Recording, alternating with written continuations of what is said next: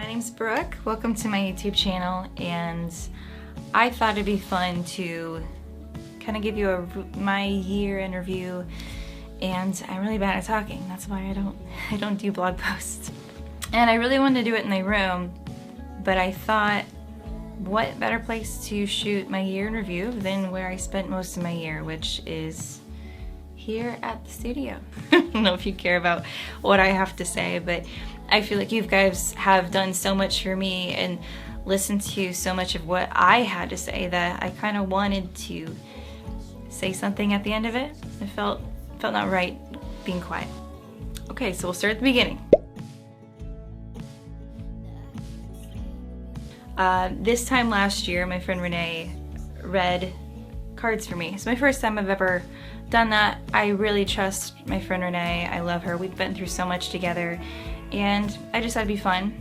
And she got this card called the Queen of Pentacles, and it was my big card for the year. So the Queen of Pentacles is someone who does everything on her own. And what it meant to me was I'm gonna have to work hard for what I want, but if I do that, I will be sitting on a pile of accomplishments. And it's funny how something so small like that can kind of push you through some hard times, because God, so many times this year I've just been like, so I think I needed like to remind myself that I was gonna have to do a lot of things on my own. But what I didn't realize going through that is I did have a team of support behind me and friends helping me out along the way. And it was really cool to get to the end of this year and realize that I worked hard for everything that I accomplished this year. Yes, on my own, but I wasn't alone. Something really fun I got to do this year was I got to go on tour with my friends. And I don't know what tour means to anyone who's never been on tour or to other people who tour all the time. And it was such a small tour, but what it reminded me was why I love playing it, and that's like the connection. It was such a cool thing to do because it reminded me why I'm working so hard on finishing an album and trying to get to this point in my career where I can tour and meet new people. And I feel like I've accomplished so much this year that next year is, I hope I just want to connect with everybody, and that little taste, that's all I needed. So that was really fun, and I just had a good time. Singing Evanescence on stage with Andy Case and Audra was so much fun.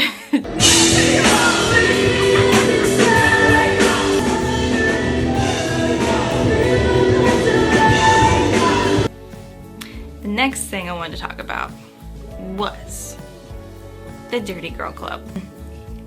What is a dirty girl? I know it's not going to be easy, but the slippery slope, it feeds me the persistency that I need in my drive. And seeing that with my friends, and we're all just grinding it out the same way everyone else is. Not only to still be on that path of just doing it your way, but to have found some really amazing friends who understand you while you're going through it. I think that's why I wanted to say the Dirty Girl Club. If you'd like to join the Dirty Girl Club, we are accepting members. And all you gotta do is whatever the hell you wanna do. That's the Dirty Girl Club way. Okay, so I have to definitely talk about like the highlight of my year. And that's because every month there was another goal. One month was like working on this music video. Next month is working on this song, emailing these people, and then ordering your shirt, your website. It was never ending, and it was all to build up to this moment. My album release show, playing alongside my best friends, and that the energy in that room that night, it was lovely. It was also full of like pink and purples and sparklies, and my friends helped me decorate, and to have everyone there support me, but also just having a good time. Thank you for everyone who was a part of it. Yeah, pretty great. When I look back on this year and why it's so special, it's because it wasn't just the really big moments. It was everything in between.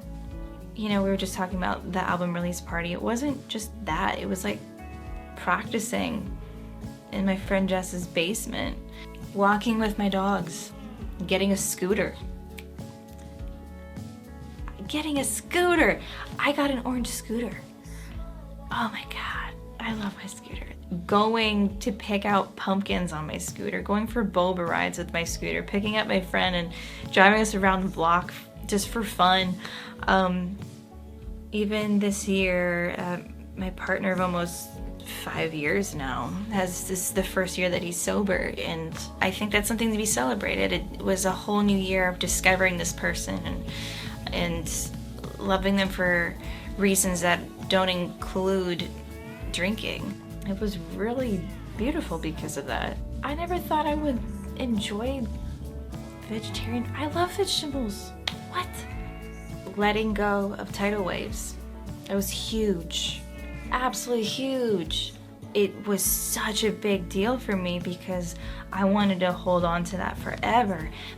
I think a big thing I had to learn was sometimes holding on to something isn't necessarily the only way to keep it special, but also letting it go and growing a new chapter out of letting it go. And you guys held on to that song and took so much care of it and of me, and I cannot thank you enough for that. So what does next year bring? Next year looks a lot like how last year started. We still gotta put in the work, but we're doing it for the things that we worked for this year. That feels good. 2023 is the year of the dirty girl. Part 2. Thank you for making this year so great, and one I will never forget. So with that, we say goodbye to 2022. I'll see you next year.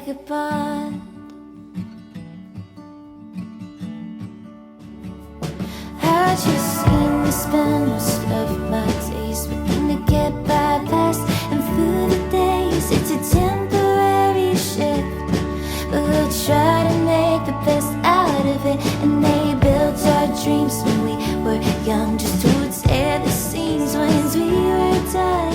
Going up is knowing that they won't always work out how you want them.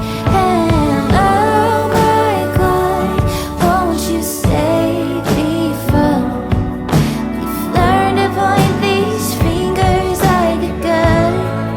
And oh